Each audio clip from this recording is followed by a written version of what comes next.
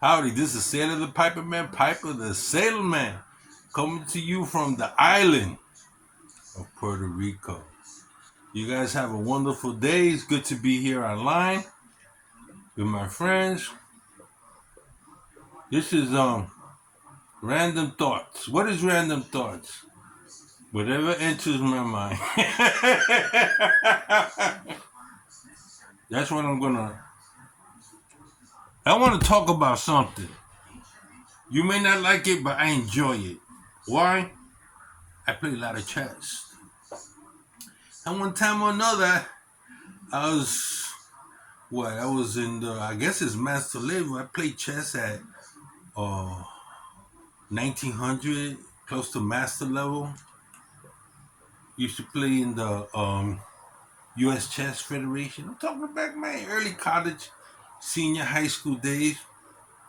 During that Bobby Fischer era, everybody was playing chess, and this good friend of mine, Chinese Thing Chan, taught me. So I went 6 months without ever winning a game from him. Once I got the opening theory, I bought this book by Max Ewing. I bought Bobby Fischer's book on chess, and Jose Capablanca had a book on modern chess opening. I tore Chan up,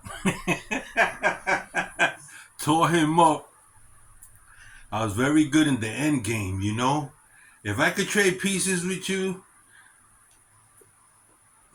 Max Ewing says. And there was another guy out there with Boris Spassky. Forgot his name. During the Petrosian, I guess it's Petrosian. He said the best move is not to think 4 or 5 moves ahead. Is that first move, make it your best move. So as I got good in the opening and the middle game, I was brilliant. Like Horowitz said, man, you brilliant in the end game. Because now it's your one move against my one move. Whoever threw down on the best move was either the game is either going to be drawn or I'm going to win out of attrition.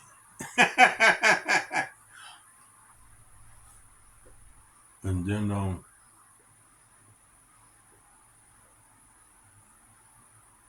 that got me into foreign policy.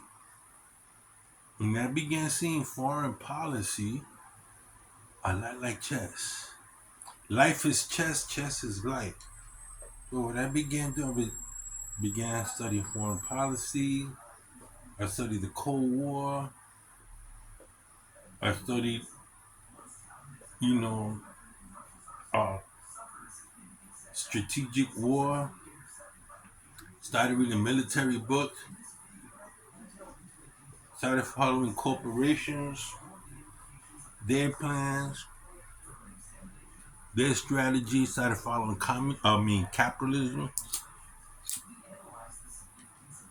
How America was taking care of our foreign investment. Americans buy into our companies and they go abroad. And they went into China. Man, I remember following once Nixon opened the door to China. I was all on board. What's going to happen next? So I happened to be around to see China grow. I was in the military doing perestroika, doing the Iceland Accords. We brought that war down. We brought that war down. We destroyed.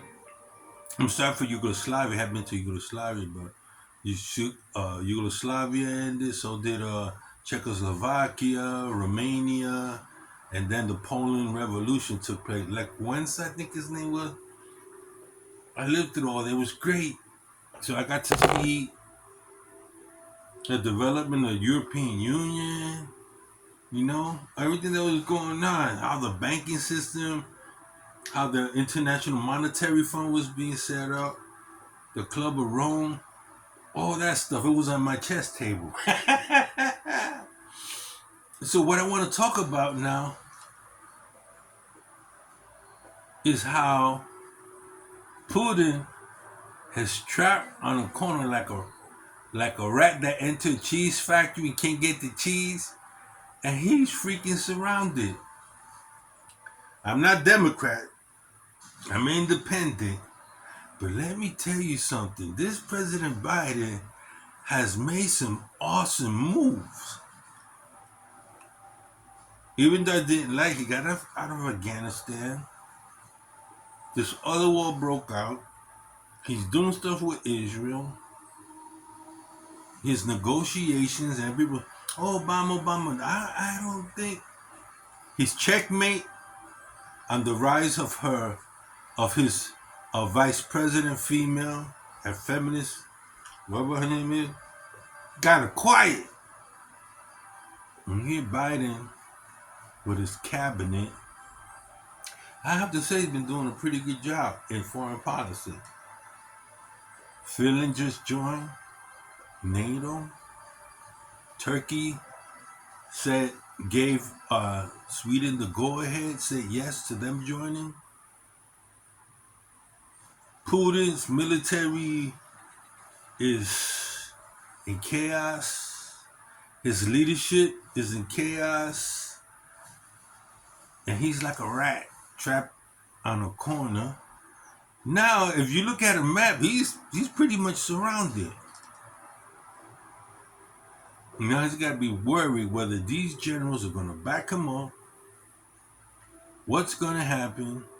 Because I don't know if you remember the Sino-Chinese War, and there's a book that Tom Clancy put out where China invades Siberia and takes Russia's oil fields. So the whole play is China's going to invade Formosa. China's going to invade Formosa, right?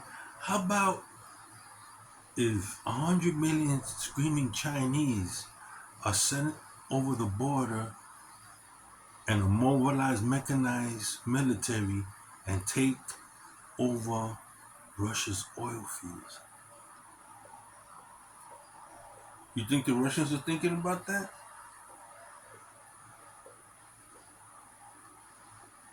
What do you think? They can just go. I look at a map. Finland is border to border. Now he's not gonna start some stuff with Finland. Is Finland, now that it's part of NATO, NATO's committed to military. No, I can't, bro. Not in the dead of winter. Them Finns know how to fight in winter. You don't want to fight Finns in winter. Read up on winter warfare. What are we heading into? Winter, which gives Finland time to gather itself, to mobilize itself, to buy more weaponry. Putin right now has to worry what is happening in Moscow, what's going to happen to him. Biden said he lost the war. He lost the war he lost the war. I mean, this is Putin at his weakest point, and Biden, I thought he was falling apart.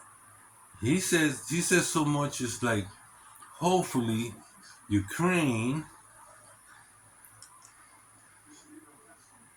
can cut a deal with Russia and there be an armistice, right? I guess they call it armistice. Now my question is, the Ukraine leaders, is he gonna stay in power? Are they gonna have free election? I mean, what other companies are gonna go in there and build the infrastructure all over again? That's gonna be interesting. You know what that means? More moolah for the American corporations. More moolah for Europe. So it's become very, very interesting. The turn of events with Finland signing, Sweden is next. Who's next? Will China invade Russia? Holy cow! Putin is like a rat trapped out of court. It's a sailor the pipe for that.